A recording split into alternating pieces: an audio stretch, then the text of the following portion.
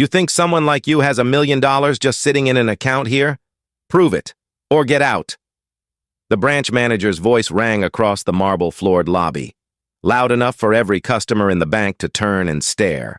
A man in a plain white t-shirt and faded jeans stood still, holding his ID and bank card in one hand, calm, but silent. His shoulders didn't move, his jaw didn't clench, but something in his eyes shifted. In exactly 7 minutes, every employee inside that Apex Bank branch would be fired, and none of them had the faintest idea that the man they just humiliated was their boss. Before we step into the full story, I want to ask you something. Where are you watching from? Drop your city in the comments. We want to hear from you. And if this story moves you even a little, make sure to like this video and subscribe to the channel. Now, let's head inside the Apex Bank branch at 1420 Fifth Avenue in downtown Seattle, where bias, arrogance, and power collided on a quiet Thursday morning at 10 a.m. The man standing at the counter was Marcus Tate, 45 years old. You wouldn't have known by his clothes, but he was the CEO of Apex Financial Group, the very company that owned this bank. He was worth over $15 billion, but that morning, he didn't walk in wearing a tailored suit or Italian loafers. No bodyguards, no assistants, just a man dressed like anyone else on the street, because Marcus was there undercover. For weeks, his office had been receiving anonymous complaints on Reddit and X, stories of minority customers being mistreated, interrogated, even accused of fraud at this very branch. Marcus didn't believe in corporate investigations from afar. He believed in seeing the truth with his own eyes. And now, the truth was staring back at him, full of contempt and disbelief. "I'm here to make a withdrawal," Marcus said calmly, sliding his card across the glass counter. $1 million. Wire transfer. The room fell quiet. Branch manager Pamela Reed, 50 years old, arched an eyebrow and didn't touch the card. She looked him up and down. "$1 million?" she repeated, a smirk curling at the edge of her mouth. "In that outfit?" Her tone wasn't curious, it was cruel. Marcus didn't blink. He simply nodded. "Yes, from my Apex account." That's when teller Ryan Holt, 32, chimed in through the intercom speaker, loud enough for everyone in the lobby to hear. "Sir, we'll need to re-verify your identity. Check your ID again. We've had scammers dressed like that before." Laughter bubbled up near the back of the line. Marcus's heart didn't race. His voice didn't rise. But inside, a slow flame was building. "My ID is valid," he said. "So is my account." Ryan didn't even bother glancing at the screen. "You'll need to provide proof of funds," he said smugly, "and maybe change your story." Pamela crossed her arms. "Unless you're here to cause trouble." Then it got worse. Teller Sarah Klein, 28, leaned forward, grabbed Marcus's card, and, without checking, slid it into her drawer and locked it with a click. "This card looks suspicious," she said. "Honestly, you probably stole it. You need to leave." The statement landed like a slap in the face, not just to Marcus, but to everyone watching. One woman gasped. A man near the potted plants whispered, "Did she really just say that?" And from the side of the room, a phone lifted. Olivia Grant, 29, a white marketing consultant and regular customer, had heard enough. She tapped record. "This is racism at Apex Bank," she said, loud and clear. "And it's going online." She uploaded the clip to X without hashtags, but the words were enough. Ethan Cole, a 33-year-old journalist standing behind her, joined in, pulling out his phone. "Get his name," Olivia told him. "We're documenting everything." Meanwhile, a young teller named Mia Brooks, 25, was frozen in disbelief. She had worked at the branch for 2 years, always under Pamela's stern management. But this was different. "He has every right to be here," Mia said softly. Pamela glared at her. "You're not paid to argue," Mia stepped forward anyway. I am paid to follow policy, and you're breaking it. The room tensed. Sarah sneered at Mia. You don't know who this guy is. He's trying to scam us. Marcus turned slowly to look at Sarah, then at Pamela, then back to the drawer where his card was now trapped. You're ruining Apex, he said quietly. This isn't about me. It's about you. Flashback. 20 years ago. Marcus was 25 and fresh out of grad school when he walked into a small bank in Texas, hoping to withdraw a down payment for his first investment property. He wore jeans.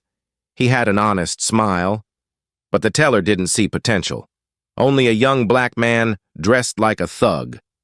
They told him the funds were under investigation. He had to return with a suit and a lawyer before they took him seriously. That moment never left him. It planted a seed, a fire to create a financial institution where no one would ever be treated like he was that day. And now, here he stood, in his own bank, facing the same rot he thought he'd removed. Back in the lobby, Pamela pressed a button under the desk, logging a silent note in the system. Possible fraud? Escalate? She turned to Ryan. Call it in if he doesn't leave. Ryan's voice shook the room again. Final warning. Sir, leave now, or we escalate to law enforcement. Marcus didn't move. Instead, he pulled out his phone, not to record, but to dial. Lena, he said, when his assistant answered. Activate the internal system. On the other end, Lena's voice came through clear. It's live. We're monitoring everything. Say the word. Marcus didn't say the word. Not yet. Mia stepped forward again, blocking Sarah from the drawer. You locked his card without justification, she said. You could lose your job for this. Sarah rolled her eyes. I'm not worried, Pamela snapped. Enough! You're embarrassing yourself. Mia! Ethan caught that too. On video. She's protecting the customer, he said. And you're violating your own code of conduct. More customers began murmuring. Tension thickened. One man said aloud. Is this how you treat all black men in jeans? Pamela responded without hesitation. We treat suspicious behavior the same, no matter the color. Marcus's face was still calm, but his fingers curled slightly into a fist. You'll regret this, Pamela, he said evenly. All of you will. And then came the small twist. Ethan leaned over and tugged the drawer slightly open before Sarah slammed it shut again, but not before he read the name on the bank card. Loud enough for the room to hear. Marcus Tate, he said. This card says Marcus Tate. There was a pause, and then a sharp intake of breath. Someone whispered. Wait, that Marcus Tate? Marcus stood taller now, just a little. He didn't reveal who he was, not yet. But the room had shifted. The tension was no longer on him. It was turning, slowly, and Pamela felt it. The silence that followed Ethan's reading of the name Marcus Tate didn't last long. Pamela's eyes flickered, just for a second. But it was enough for anyone paying attention to notice a shift, doubt, fear, or perhaps recognition, though she hid it quickly beneath a layer of growing hostility. She turned to Sarah and hissed, Lock the drawer. Don't let anyone near that card again. Sarah, emboldened by the chaos, pressed her palm to the top of the drawer like it held national secrets.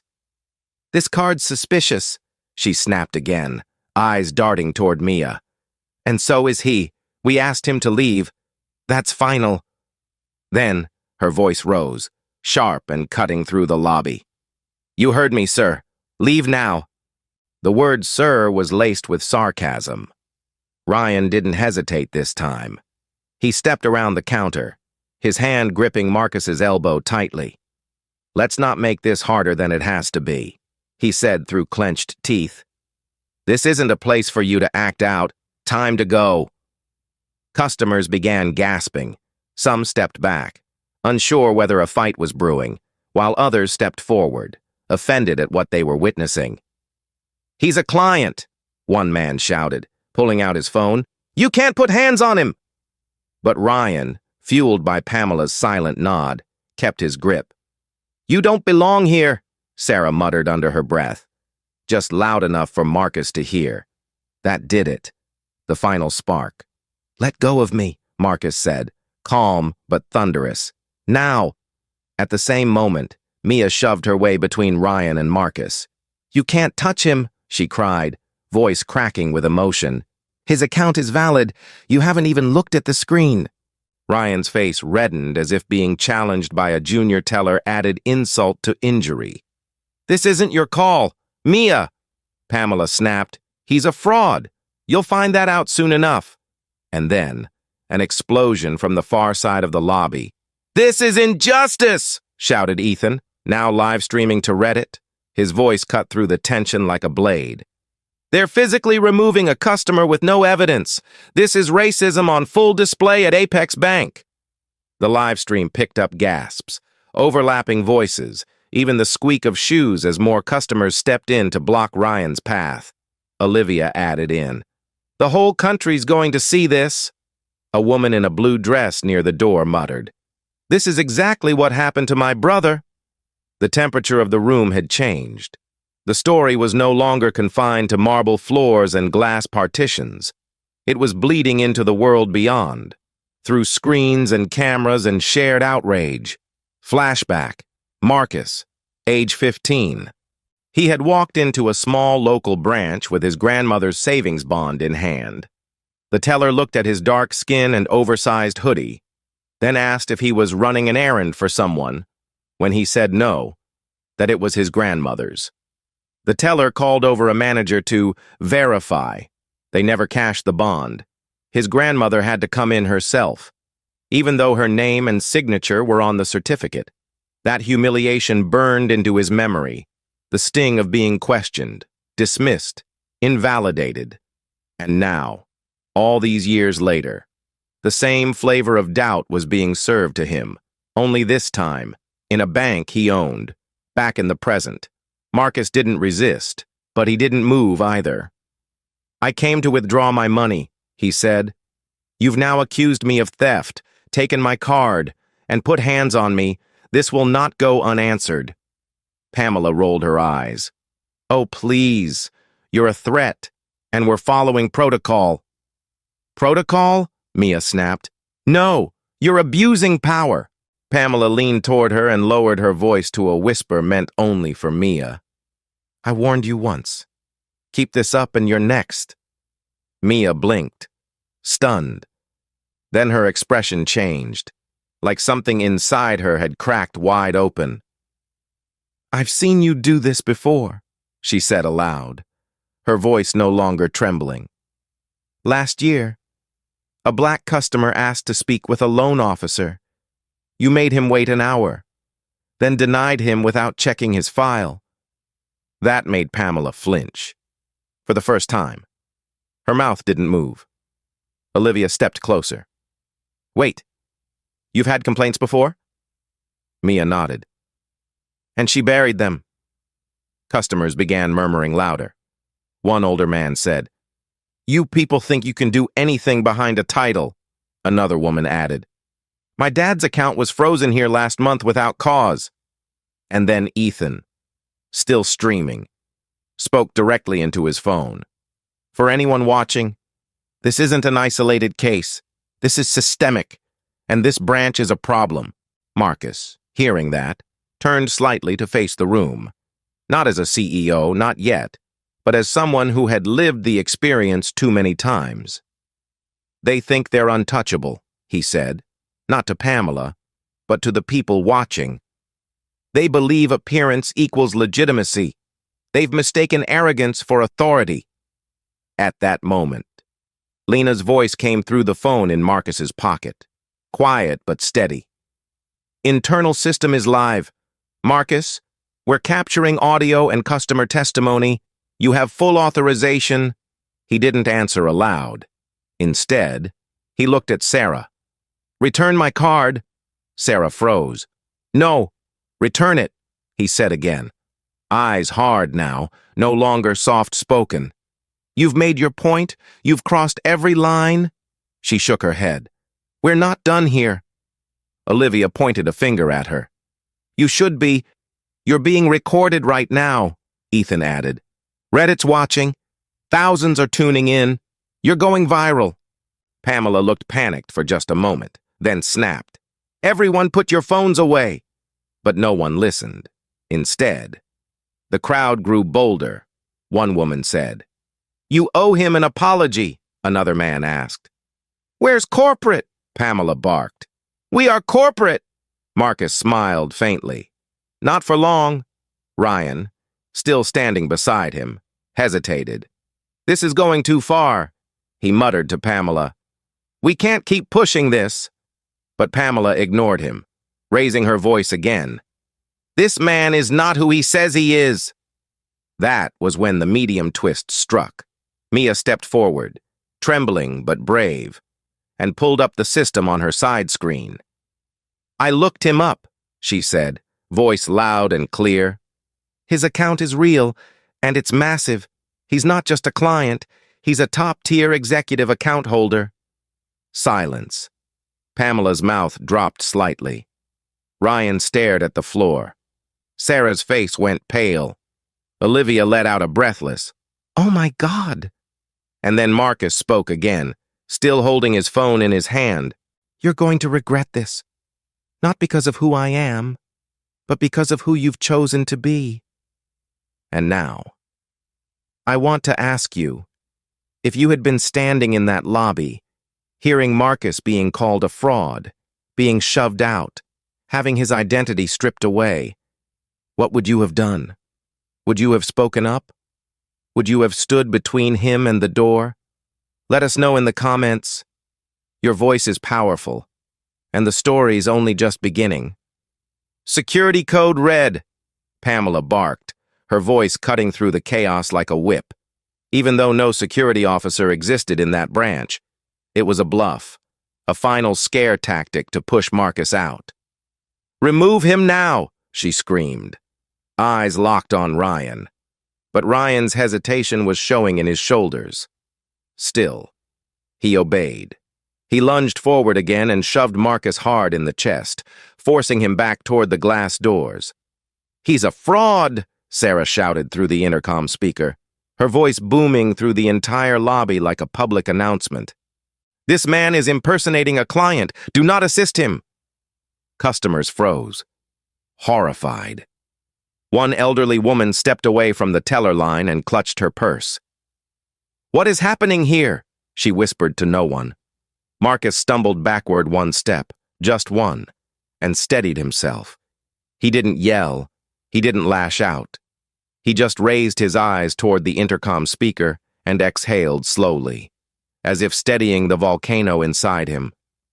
"Don't do this," Mia said to Pamela, stepping in front of Marcus. "You've gone too far. That announcement was slander." But Pamela didn't care.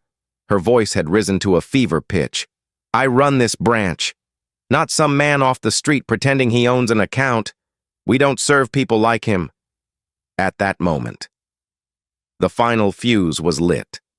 Olivia, visibly shaking with rage, shouted from behind her camera, "That's enough. You just told the whole room he doesn't belong. On what grounds? His skin? His clothes?" Ethan, still live streaming to Reddit, panned his phone across the room. "This is a banking hate crime happening live in downtown Seattle. Share this. Save this." Customers in the background began to murmur again. Angrily now, a young Latino man stepped forward and said, "I've been treated the same way at this bank. This is no accident." The room grew tense with shared electricity. Pamela, seeing the shift, tried to redirect the narrative. "He's being aggressive," she snapped. "Physically confrontational." But the customers weren't buying it anymore. "No, you're confrontational," said a woman near the exit. "You're shouting through a mic while a grown man stands there being humiliated. We see it." Flashback. Marcus at 30. He had just closed a major funding deal and entered a bank to open a business line of credit. dressed well, speaking confidently. Still. The bank manager asked him 3 times if he was authorized to use the account, despite his name being on every page of the corporate paperwork. I just need to verify you're not fronting for someone. The manager had said. That coded language had haunted him.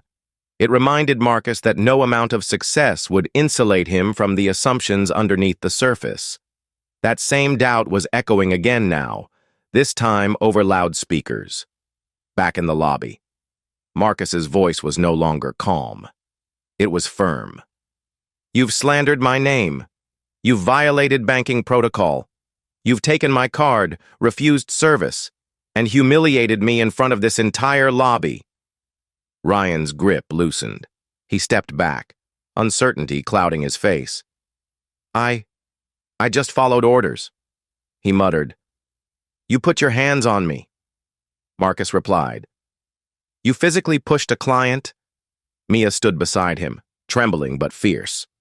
I've submitted an internal ethics report, she told Pamela. They'll get it today, and this time, someone will read it. Pamela let out a bitter laugh. Your career's over the moment this ends. You're siding with a scammer. Mia turned to the crowd. He's not a scammer. He's a valued client. And even if he wasn't, you don't treat anyone like this. Olivia nodded fiercely. She's right. This is systemic abuse. And it stops today. Suddenly, a line formed, not at the teller counter, but between Marcus and the exit. 5 customers, including Olivia and Ethan, stepped forward and blocked Ryan's path. One man crossed his arms. No one is dragging this man out of here, he said. Another added, if he leaves, we all leave. A woman in heels pulled out her phone. I'm emailing the state banking. Marcus stepped forward again, the crowd still forming a protective ring around him. You have one last chance, he said to Pamela, to walk this back, to apologize, to admit you were wrong. Pamela crossed her arms. I'd rather be fired than apologize to someone who walked in here thinking he could manipulate us. Marcus looked at her, then at Sarah, then Ryan, then finally at Mia. You're not the only ones being recorded, he said. You're being documented, logged, witnessed. He raised his phone. And this branch is being reviewed at the highest level. Pamela laughed again. By who? Corporate's not watching this. And that's when the large twist hit. Olivia turned her camera directly on Marcus and asked, Sir, who are you? The room fell silent again. For a moment. Marcus didn't answer. Then he simply said, You'll find out very soon. Mia's eyes widened. She had suspected. But now it was clear. This man wasn't just another client. Pamela squinted. What's your name? She demanded. Marcus didn't flinch. You already heard it, he said, nodding toward Ethan. You just didn't listen. And the crowd gasped again. Someone whispered, He's Marcus Tate. Another, The CEO? Olivia dropped her phone for a moment. No way, that can't be. And then Ethan, still holding the live stream, said aloud, Wait a minute. Marcus Tate, the owner of Apex Bank? The silence that followed was deafening. Pamela's jaw went slack. Ryan stepped back like he'd just touched fire.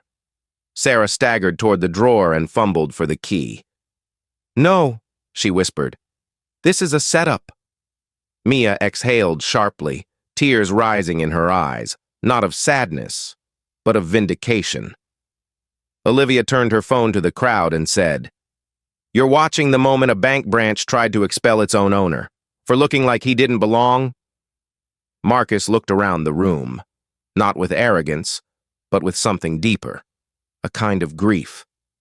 This wasn't supposed to happen again, he said softly. Not here, not in my bank. And now, I'll turn it to you watching this.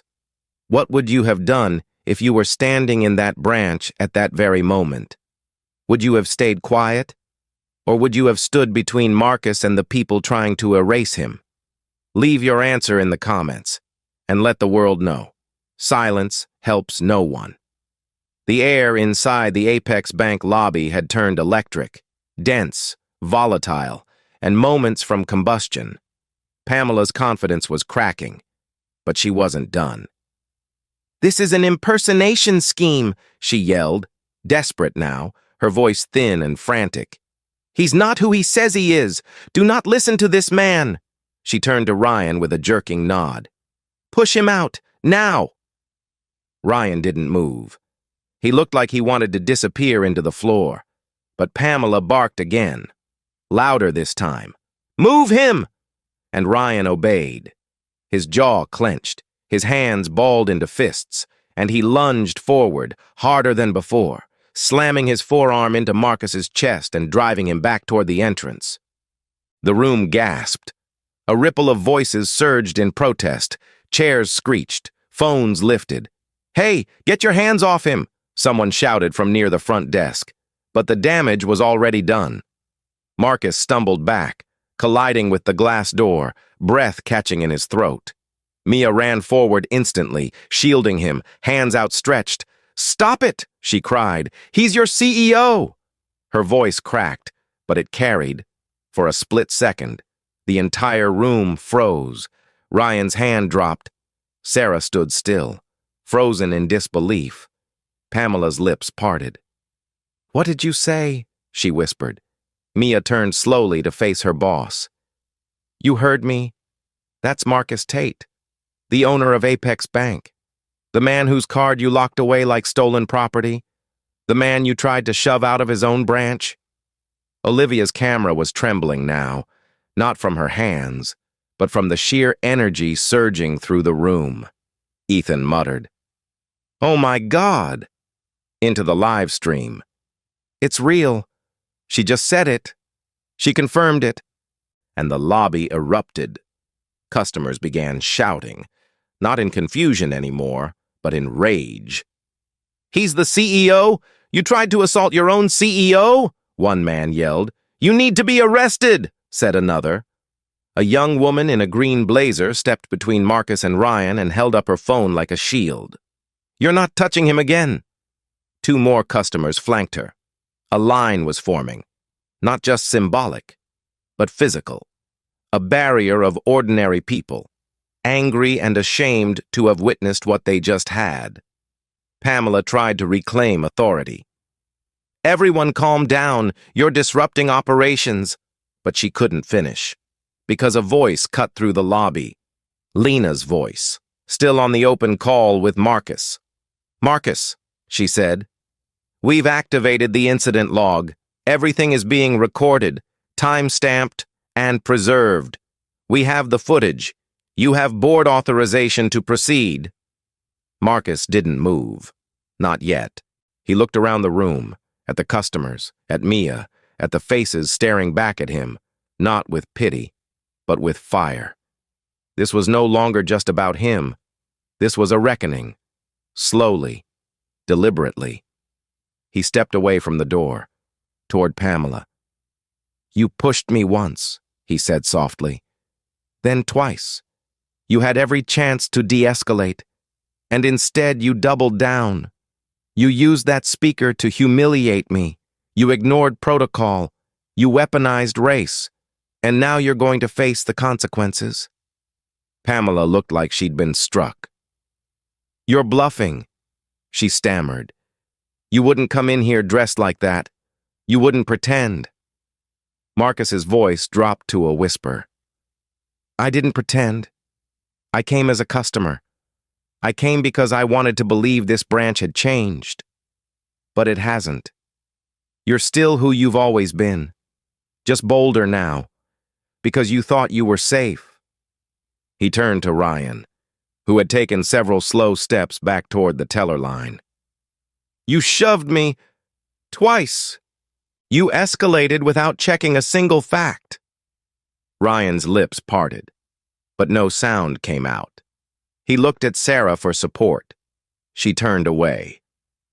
"This is serious," she mumbled, staring at the floor. "We didn't know." Marcus turned to the crowd. That's always the excuse, isn't it? We didn't know. That I was a CEO. That I was wealthy. That I had the right to be here. His voice rose, not with anger, but with gravity. But the truth is, you didn't care. Because what you thought you saw was a man who didn't belong, Olivia said aloud. That's the part that hurts the most, Ethan added. He shouldn't have to be a CEO to be treated like a person. Pamela was sweating now. You can't fire us, she snapped, though her voice had lost all its venom. You have to go through process. Protocol. Marcus pulled out his phone and dialed again. David, he said, I need you on the line. Seconds later, a second voice joined. David Ellison, board member at Apex Financial Group. Marcus, he said, we're monitoring the feed. You're clear to act.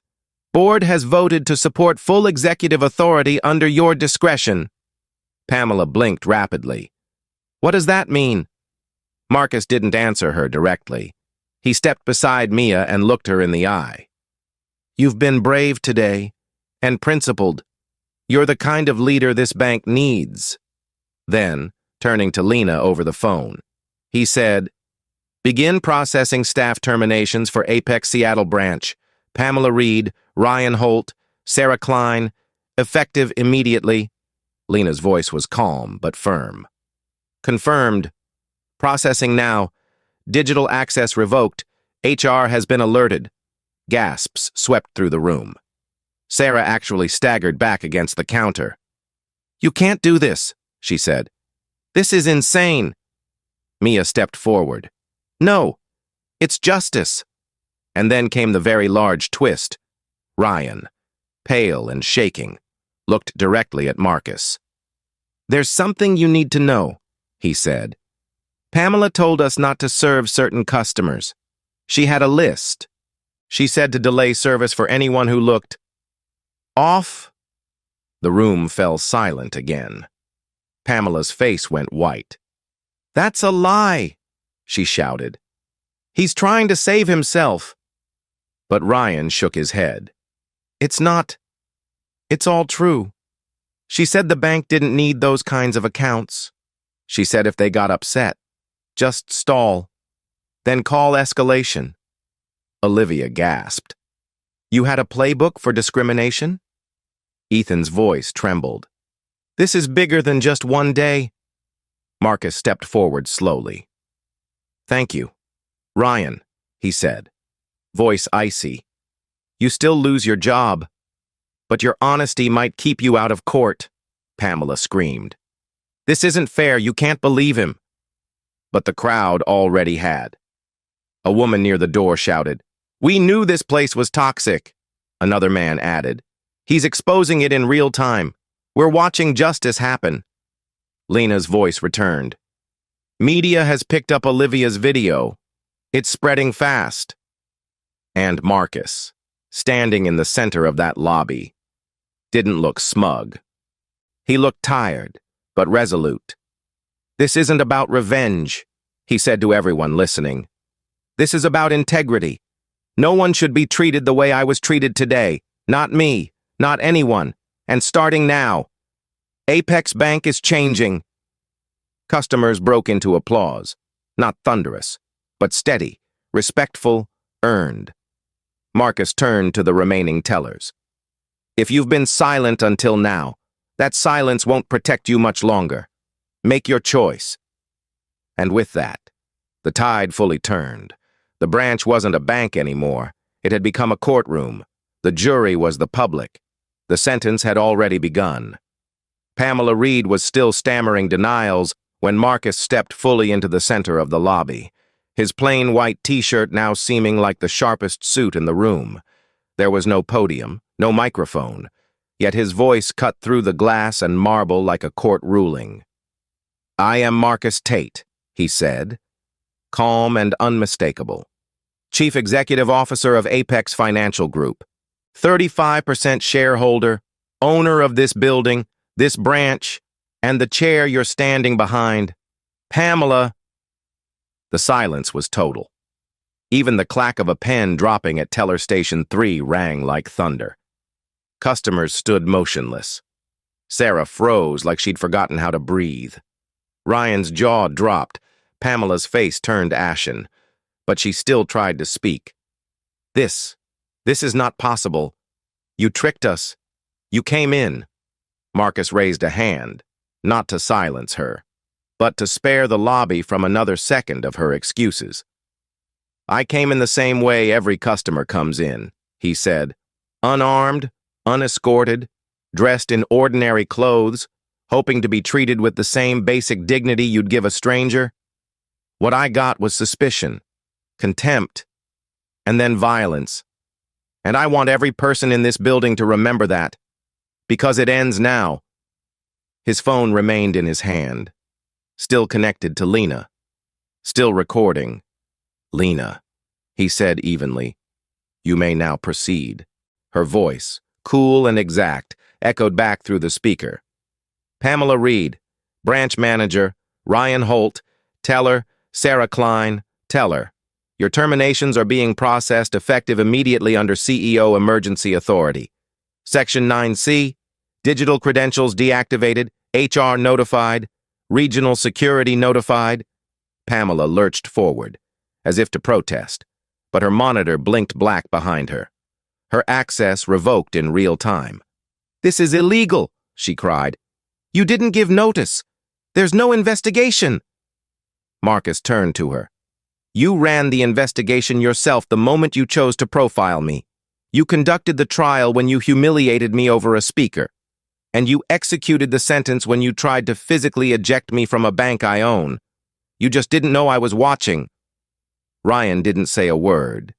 He lowered his head, hands clasped like a child about to be punished. Sarah, still guarding the drawer that held Marcus's confiscated card, unlocked it with shaking fingers and placed the card on the counter. She didn't speak. She didn't apologize. Her silence was soaked in guilt. But Marcus didn't look at her. His eyes had moved to Mia, who was standing still, tears just beginning to pool at the edges of her eyes. Mia Brooks, Marcus said. You're being promoted effective immediately. Corporate services will follow up. Your courage, your humanity, didn't go unnoticed. Gasps rippled through the crowd. Olivia mouthed, Yes, and Ethan caught it all on camera. Mia blinked, stunned. Sir, I didn't do it for recognition, she whispered. I did it because it was right. Marcus gave the smallest nod. That's exactly why you're being recognized. He turned back to the lobby at large, his voice rising. Not in volume, but in weight. Let this serve as a line in the sand. Apex Bank is undergoing reform. Starting today, any employee caught ignoring bias complaints, engaging in microaggressions, withholding service based on appearance, or covering for others who do, will be removed. No suspensions, no retraining seminars. Removed. If you cannot see all customers as equals, then you do not belong here. The tension in the air didn't break. It shifted. What had been outrage was now awe. Marcus wasn't angry anymore. He was rebuilding, in real time. Pamela, desperate, still tried to salvage her footing. This is a disaster. You'll lose half your staff. Marcus turned to her, eyes sharp. I'd rather lose staff than lose our soul. And then came the huge twist. Ryan took a step forward. He was still trembling, but this time it wasn't from fear.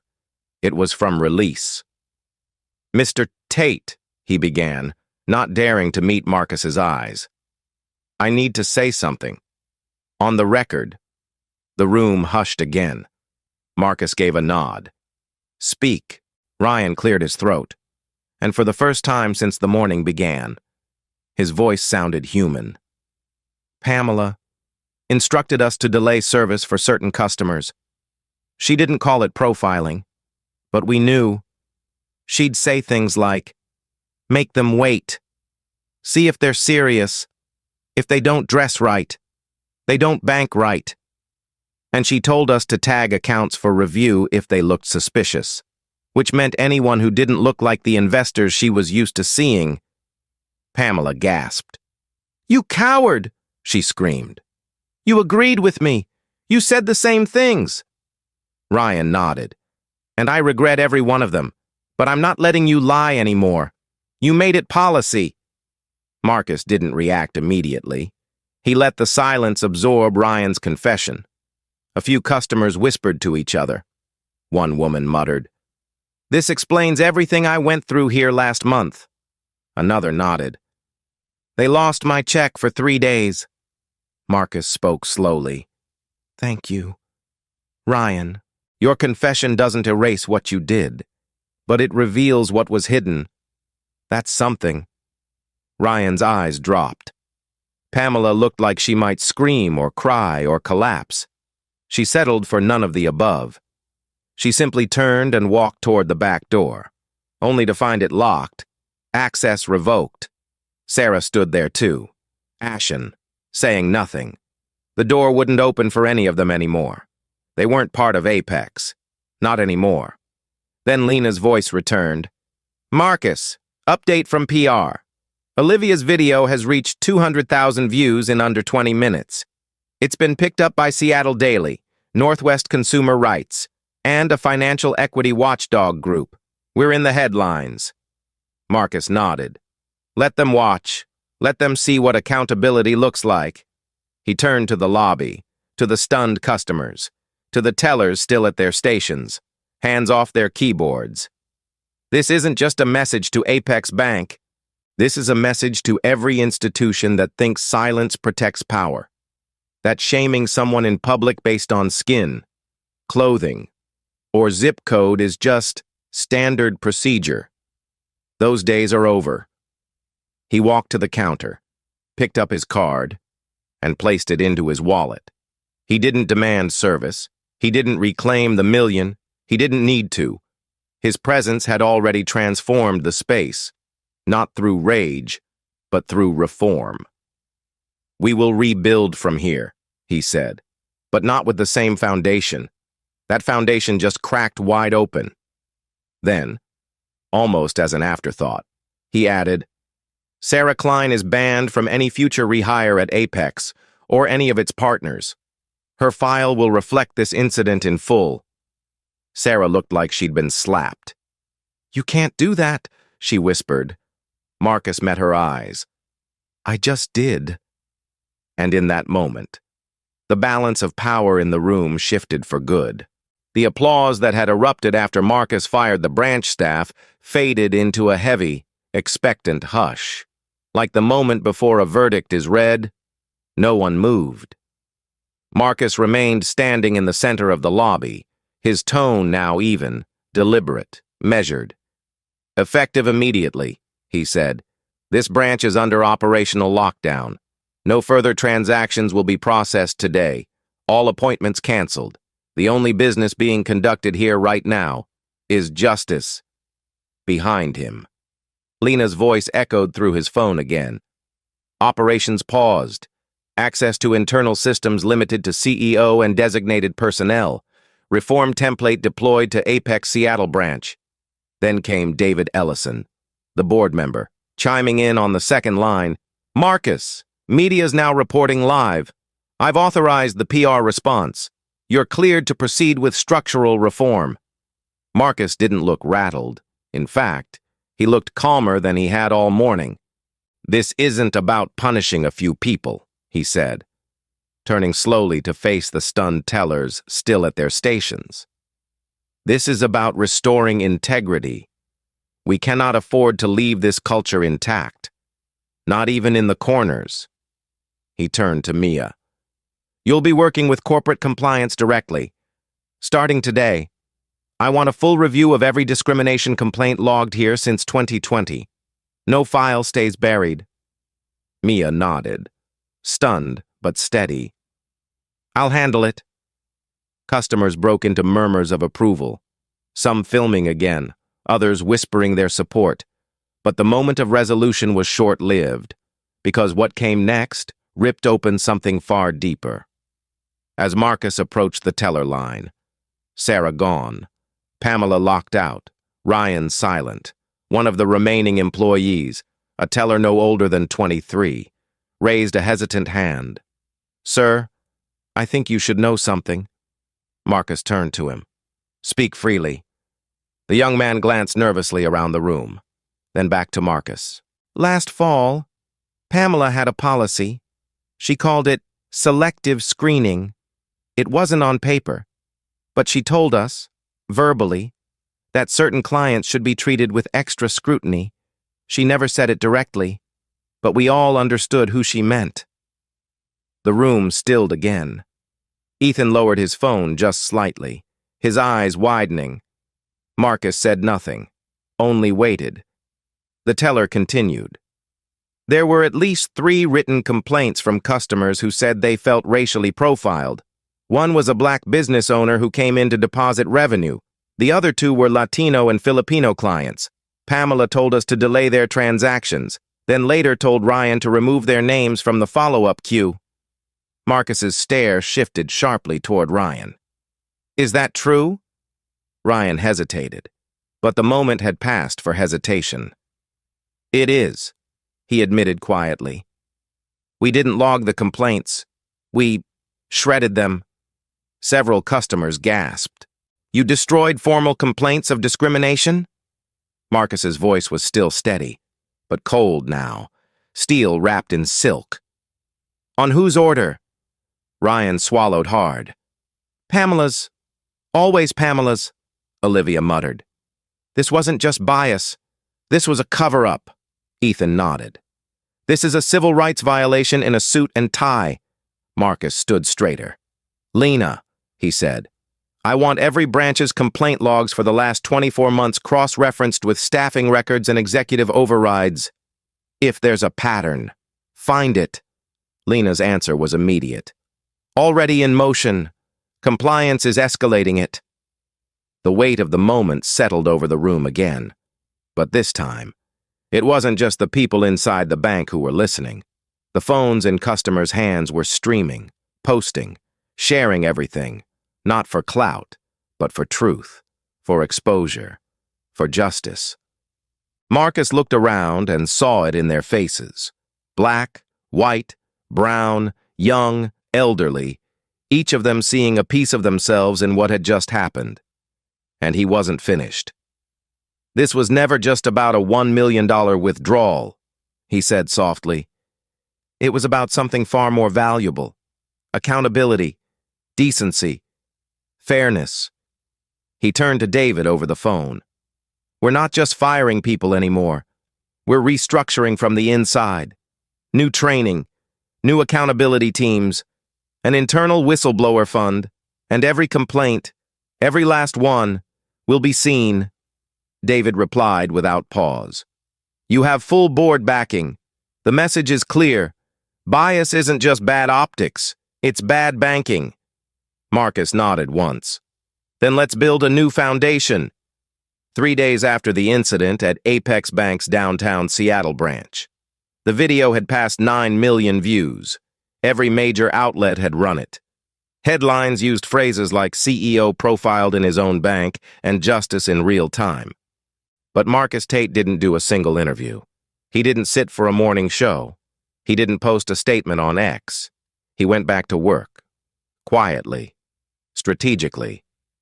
And by the end of the week, 5 more Apex branches had entered internal review for complaint suppression. Over 24 employees had been removed, not as scapegoats, but as part of a methodical, evidence-based house cleaning. Marcus never raised his voice. He never called it a purge.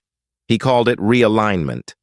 And in that realignment, Mia Brooks became more than a promoted teller.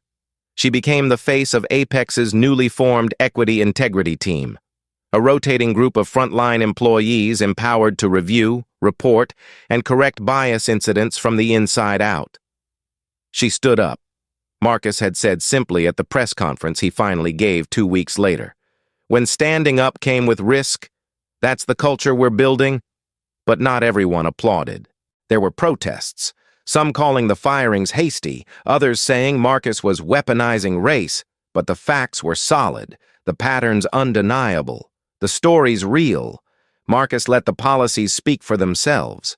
And in doing so, he created not just a headline, but a blueprint for institutional self-correction.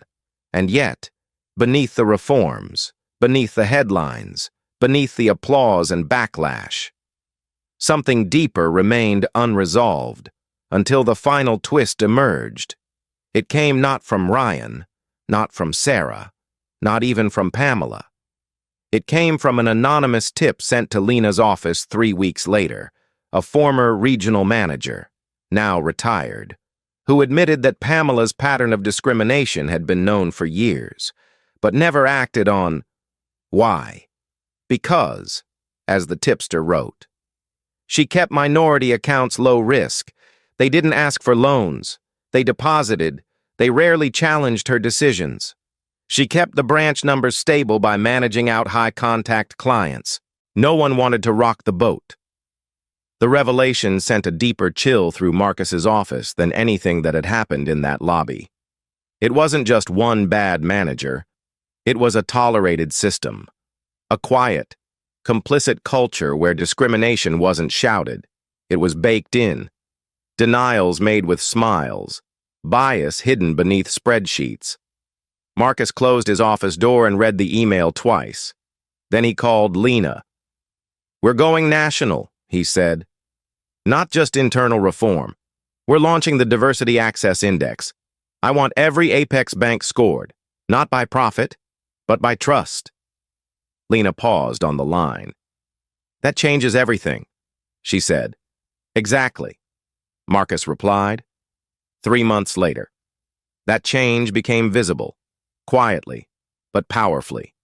Branches began holding community listening sessions. All teller training was overhauled. Equity officers were assigned to every region. A new scholarship fund, quietly backed by Marcus himself, began offering grants to first-generation finance students from underserved neighborhoods.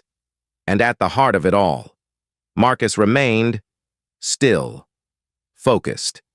Not the viral CEO, just a man cleaning his house, starting with the lobby floor he had once been shoved across in front of strangers. And what about that branch on Fifth Avenue? It didn't close. It transformed. New faces, new leadership. A wall of customer testimonials filled the space where the teller line had once stood. And at its center, under soft lighting, a plaque read, "This branch changed not because it had to, but because one man reminded us all that silence has a cost." And now, if you've followed this story to the end, I'll ask you just one question, not for clicks, not for comments, for reflection. Have you ever been treated like you didn't belong, only to later realize you were the one holding the key? If so, this story was for you. And if not, remember this: true leadership isn't about power. It's about presence. Marcus didn't lead by raising his voice. He led by refusing to lower his standards. So the next time someone underestimates you, let them, and then show them who's really signing the paycheck.